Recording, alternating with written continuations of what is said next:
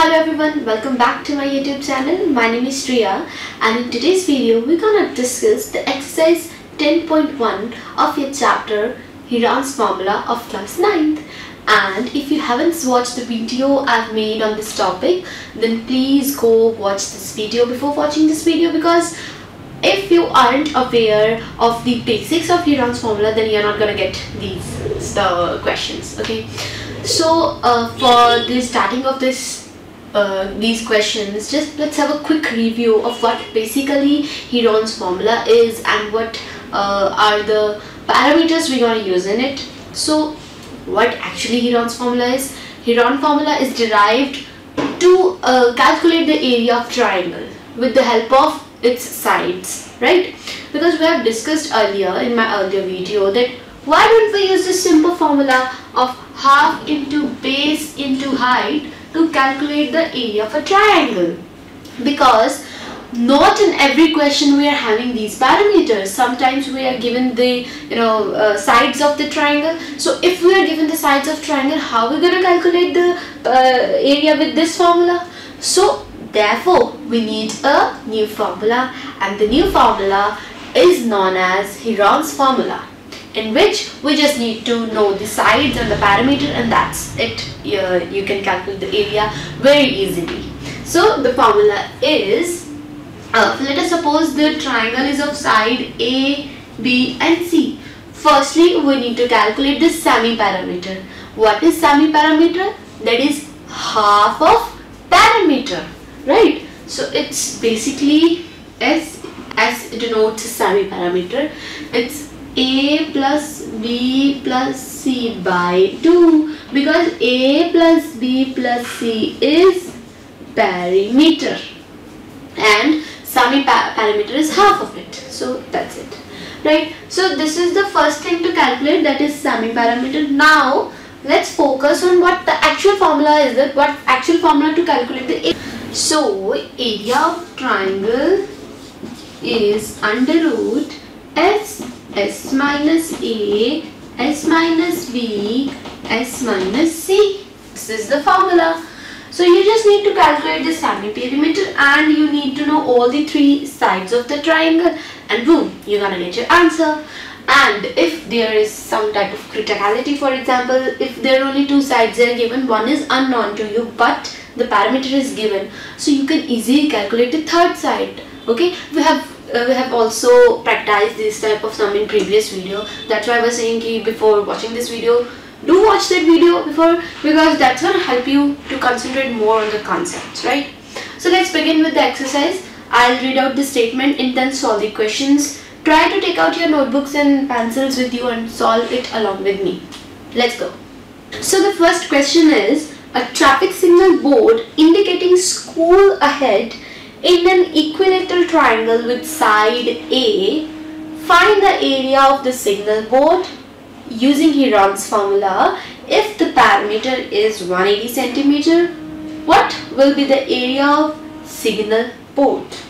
You might have understood the question. That question is saying that there is a signboard of school ahead written in an equilateral triangle, like इस तरह से we used to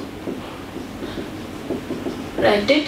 Okay, and we basically need to find the area of this triangle, right? And what else is given? Here sides of triangle is given. अब देखो यहाँ पर mention किया है side of triangle is A. Side of triangle, ध्यान से ये line सुनना. Area of and is an equilateral triangle with the side A. अब यहाँ पर आपको side A मिल गई है, but they have also mentioned that it is an equilateral triangle. What? Equilateral. What is the meaning of equilateral triangle? That means all the sides are equal. मतलब अगर ये A है, this also gonna be A and this also gonna be A. तो इस case में A, B और C तीनों ही क्या है? Equals to A. Because equilateral triangle में सारी ही sides क्या होती हैं? Equal होती हैं, right? Isosceles आ जाता तो दो sides equal हो जाती, ठीक है? Scale भी नहीं होती. Okay, what else is given? दूसरा में दिया parameter. Parameter is also given. It's 180 centimeter. So we can write it perimeter is 180 centimetre. ठीक है, नेक्स्ट थिंग, अब यहाँ से ना हमें निकालना तो एरिया है, वो आप फॉर्मूला लगाएंगे, पर अगर हमारे पास अभी पेरीमीटर है, पहले हम सेमी पेरीमीटर निकाल लेते हैं, राइट। सेमी पेरीमीटर निकालने के लिए we know what is semi perimeter, that is half of perimeter, that is 180/2, तो ये कितना आ गया 60 सेंटीमीटर। सेमी पेरीमीटर कितना आ गया 60 सेंटीमीटर। और अब देखो हमारे पास यहाँ पे a है, तो भाई a की भी तो वैल्यू निकालनी पड़ेगी ना। अब a में तो छोड़ नहीं सकते रिजल्ट, a की भी वैल्यू चाहिए, तो उसके लिए क्या करना है, उसके लिए हमें सेमी पैरामीटर का एक और फॉर्मूला पता है। क्या फॉर्मूला पता है? सेमी पैरामीटर जो होता है that is also a + b + c/2, यही पता है। तो a b c की वैल्यू पुट करते हैं, वो a + a ही रहेगी, ये बन जाएगा 3a/2। तो यहाँ से सेमी पैरामीटर आ गया 3a/2, ये यहाँ से आया, और यहाँ से सेमी पैरामीटर कितना आया था 60। तो मतलब यहाँ से मेरे पास ना सेमी पैरामीटर की आ गई है 2 वैल्यूज। अब मेरा काम क्या था, a कैलकुलेट करना। s तो मेरे पास है, मुझे बेसिकली a कैलकुलेट करना, तो मैं a यहीं से कैलकुलेट कर लेती हूँ ना। मैं s और s की 2 वैल्यूज को आपस में क्या कर देती हूँ, इक्वेट कर देती हूँ, क्योंकि ये भी s के इक्वल है, ये भी s के इक्वल है। अब दो चीजें, अगर 2 अलग अलग चीजें एक ही चीज के इक्वल है, तो इसका मतलब वो दोनों आपस में क्या हुई, इक्वल। इसका मतलब this term and this term is also equal. Let's do it. हम लिख देंगे, आप इसको इक्वेशन 1 या इक्वेशन 2 लिख देना। स्टेटमेंट्स हमें तो थोड़े आपको स्टेटमेंट्स लिखनी पड़ेंगी। यहाँ पे लिख देना पैरामीटर ऑफ गिवन ट्रायंगल, थोड़ा स्टेटमेंट्स हमें स्टेटमेंट लिखना इज अ मस्ट। ओके, तो इक्वेटिंग इक्वेशन 1 and 2, राइट। तो 3a/2 should be equal to 60। यहाँ से आप देखना 3a की वैल्यू आ जाएगी आपके पास 120 और a की वैल्यू आ जाएगी 120/3, so a will comes up to be 40।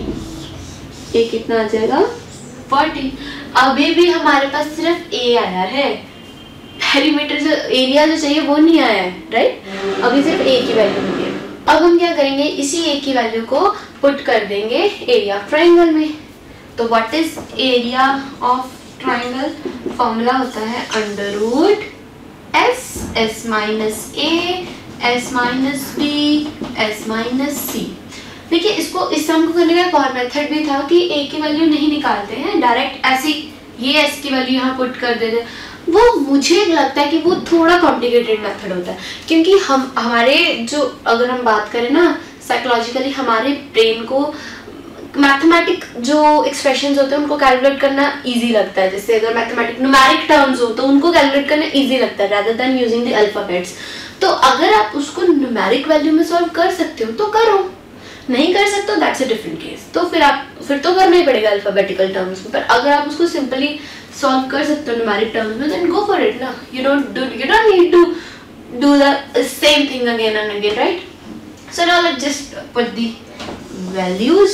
So what s is 60, another s minus a, that's again 60 minus 40. तो ये तो सेम ही रहेगा, because we know a b c तीनों की वैल्यूज क्या है, 40 ही आने वाली है।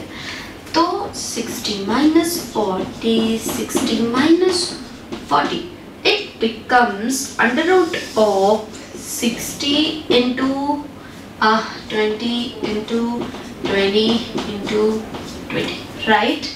अच्छा, अब एक और चीज़ मैं आपको बताती हूँ, इसको सॉल्व भी किस तरह से करना है, क्योंकि कई बार ना हमसे ये सॉल्व नहीं होता √। तो एक ट्रिक बताती हूँ। हमें पता है √के अंदर जो 2 चीज़ें होती हैं वो सेम हो जाती हैं। 2 चीज़ें हो, 2 सेम, मतलब 2 सेम अगर फिगर्स हैं और उसके अंदर वो √के अंदर है, तो वो √से बाहर होती है तो वो 1 बन जाती है। हमने इसको अलग कर लेते हैं, हमने इनको और इनको अलग करते हैं, इस तरह से अलग कर दिया।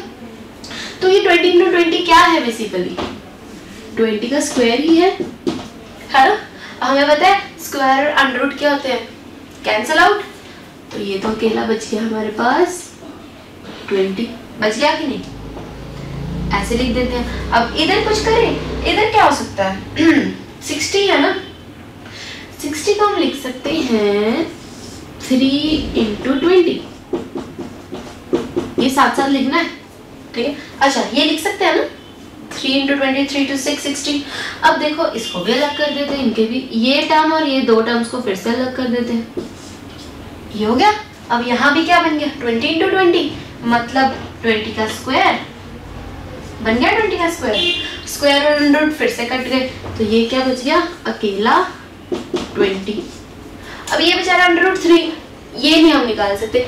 वैसे अंडर रूट 3 की वैल्यू होती है समथिंग पॉइंट्स में, पर नहीं जरूरत इतनी से नहीं करनी हमें कैलकुलेशन, हम इतने में खुश हैं। ठीक है, तो अब हम क्या करेंगे इन दोनों को मल्टीप्लाई कर देते हैं। ये बन जाएगा आपके पास 400 रूट 3 सेंटीमीटर स्क्वायर आंसर। बस मैंने ये थोड़ी सी कैलकुलेशन इजी करके बताई है किस तरह से करनी है। आंसर आप किसी भी मेथड से करो वही आएगा। अंडर रूट 3 के आप पॉइंट्स में वैल्यू लिखना चाहते हो पॉइंट्स में वैल्यू लिख दो, नहीं पता ऐसे छोड़ दो, कोई टेंशन वाली बात नहीं। गलत करने से बेटर है एक सब कम रखो। ठीक है, नंबर यहाँ भी मिल जाएंगे पूरे। ठीक है, तो ये इस तरह से आपने सॉल्व कर लेना है। तो चलिए स्टार्ट करते हैं नेक्स्ट क्वेश्चन। तो the second question is the triangular side walls of flyover has been used for advertisement. जो आपके पास फिगर आप देख सकते हैं वहाँ पर ये जो ब्रिज है जो उसके साइड पर ट्रायंगुलर वॉल्स है ना इस तरह से दी हुई है, ये जो है ये एडवर्टाइजमेंट्स के लिए यूज होती हैं। ठीक है, यहाँ पर ये रास्ता है कार्स का और यहाँ पर ये यूज होती है एडवर्टाइजमेंट्स के लिए। ठीक है, तो इसने कहा है कि the sides of the walls are 120। हमें साइड्स दी हुई हैं तो वो हम साथ ही साथ लिख लेते हैं क्या क्या दिया हुआ, इजी रहता है। आप प्रॉपर स्टेटमेंट में लिखेगा कि the side of the wall is this, second side this, third side इस तरह से प्रॉपर लिखना।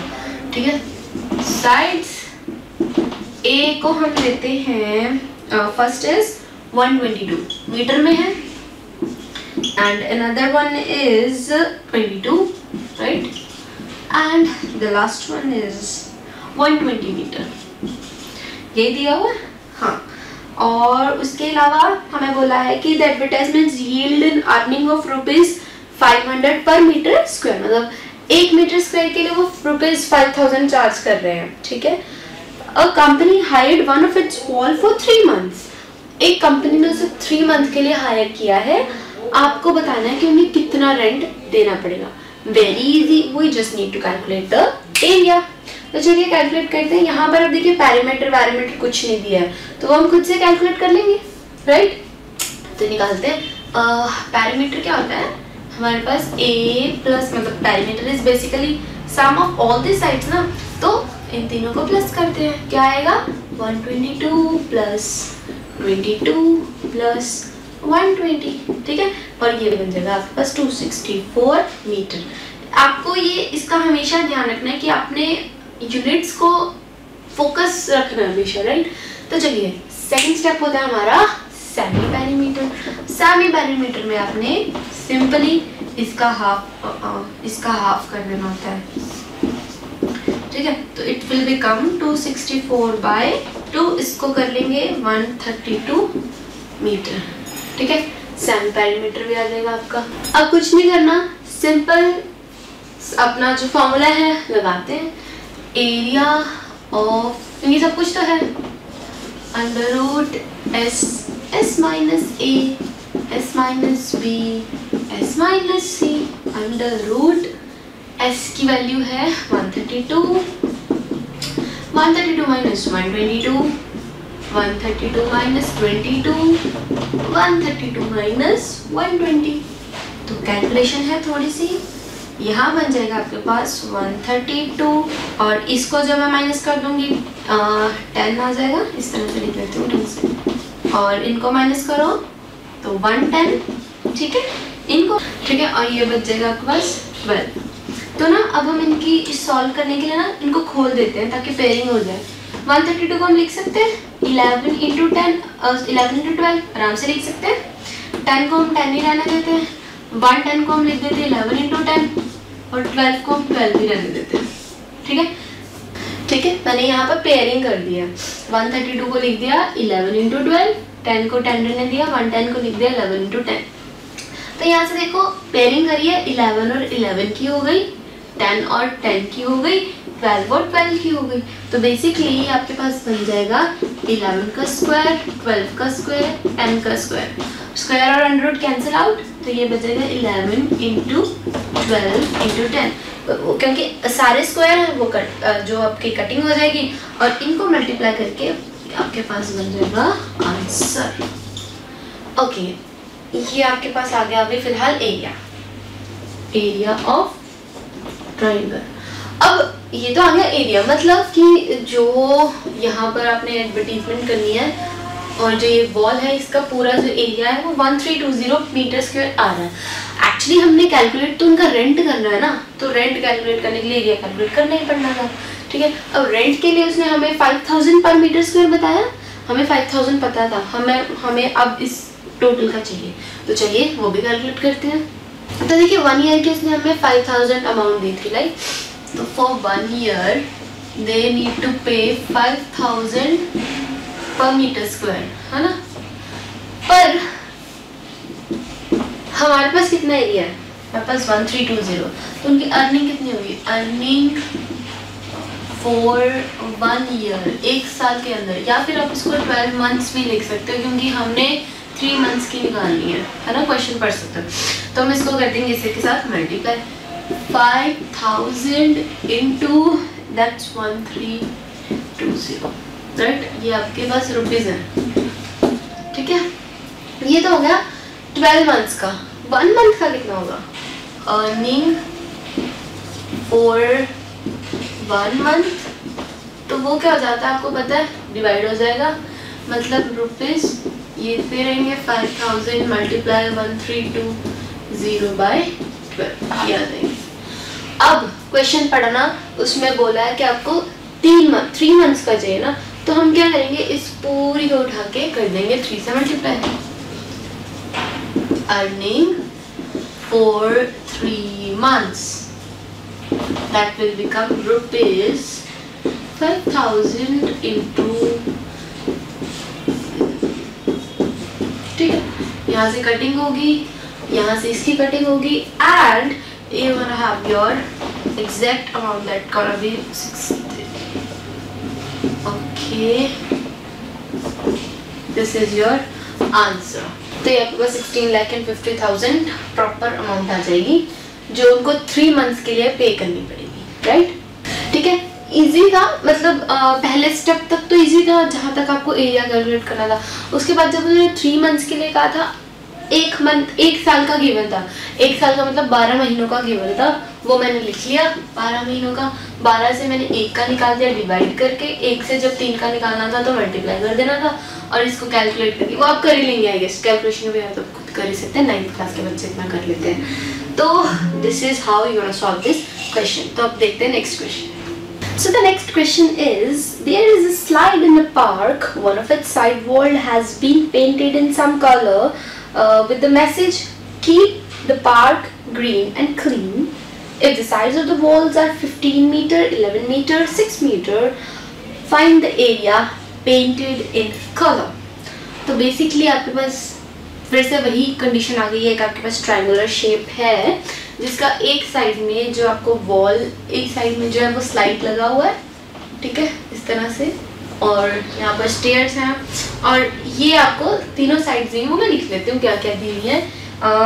ए है आपके पास 15 मीटर, बी है 11 मीटर, सी है 6 मीटर। ओके, अब देखो यहाँ पर हमें निकालना है एरिया पेंटेड, सिर्फ इतना ही निकालना है, ठीक है। तो आपको बस ये एरिया कैलकुलेट करना है जो जिस पर भी पेंट है, ठीक है।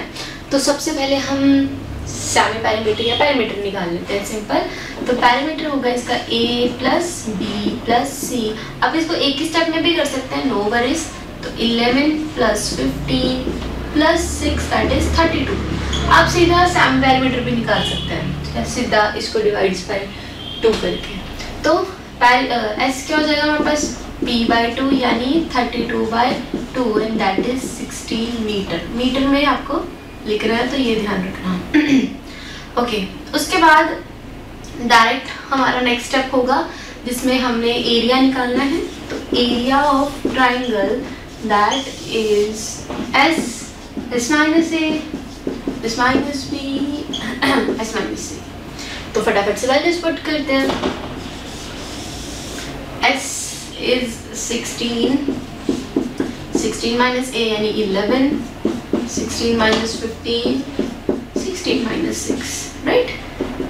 So it will become 16, 16 minus 11, that is 5, now that's 1 and it's 10। ठीक है, अच्छा अब इसको भी सॉल्व करने से पहले अब तो थोड़ा देख लेना कहाँ से किस चीज़ को आप वैल्यू निकाल सकते हो, किस चीज़ को आप बाहर निकाल सकते हो, किस चीज़ को नहीं। जैसे मैं इसको कर सकती हूँ, 16 को मैं लिख सकती हूँ लाइक 16 को मैं किस फॉर्म में लिखूँ, मैं 4 into 4 लिख सकती हूँ, है ना। हाँ, 5 को मैं 5 ही रहने देती हूँ, 10 को मैं लिख सकती हूँ 2 into 5, है ना। तो यहाँ पर पेयरिंग हो जाएगी, तो ये बनेगा 4 का एक तो पेयरिंग हो गया यानी 4 का स्क्वायर माइनस मल्टीप्लाई 5 का स्क्वायर मल्टीप्लाई 2, तो 4 और 5 तो आ जाएंगे बाहर, अंदर कौन रह जाएगा 2, तो 4 into 5 that is 20√2 metre square. तो दिस इज योर आंसर 20√2। हाँ ठीक है, यही आ जाएगा आंसर, एरिया आ जाएगा आपके पास इतना। अगर आपको और प्रिसाइज होना तो आप सिंपली √2 की वैल्यू जो है वो लिख के पॉइंट्स में कर सकते हैं, अदरवाइज यहाँ तक बिल्कुल ठीक है, आगे जाने की जरूरत नहीं है। ठीक है, ये क्वेश्चन मुझे काफ़ी सिंपल लगा है, आप इसको अच्छे से वैसे तो खुद भी कर सकते हैं, इसमें इतना कुछ भी कॉम्प्लिकेटेड नहीं है ना। कोई भी आपको एरिया भी कैलकुलेट करने को सिंपल बोला था, लास्ट में बस आप ऐसे लिख देना, क्योंकि क्वेश्चन उसने पूछा ना पेंटेड एरिया का, तो एरिया पेंटेड रीजन आप लिख देना इस तरह से 20√2 मीटर स्क्वायर। बाकी कोई भी आपको डाउट हो तो आप लिख सकते हैं कमेंट्स में। बाकी के जो क्वेश्चन हैं मैं अगली वीडियो में आपको बताऊंगी, ताकि हर क्वेश्चन को अच्छे से समझाया जा सके। ठीक है, तो बाकी की वीडियोस भी ज़रूर देखें, जो भी इस टॉपिक से रिलेटेड है वो आपको प्लेलिस्ट में मिल जाएगी सारी। कोई भी अगर आपको डाउट है तो आप कमेंट्स में पूछ सकते हैं। वीडियो अच्छी लगी हो तो प्लीज़ वीडियो को लाइक करें, चैनल को सब्सक्राइब करना ना भूलें। Thank you and have a very nice day. Good bye.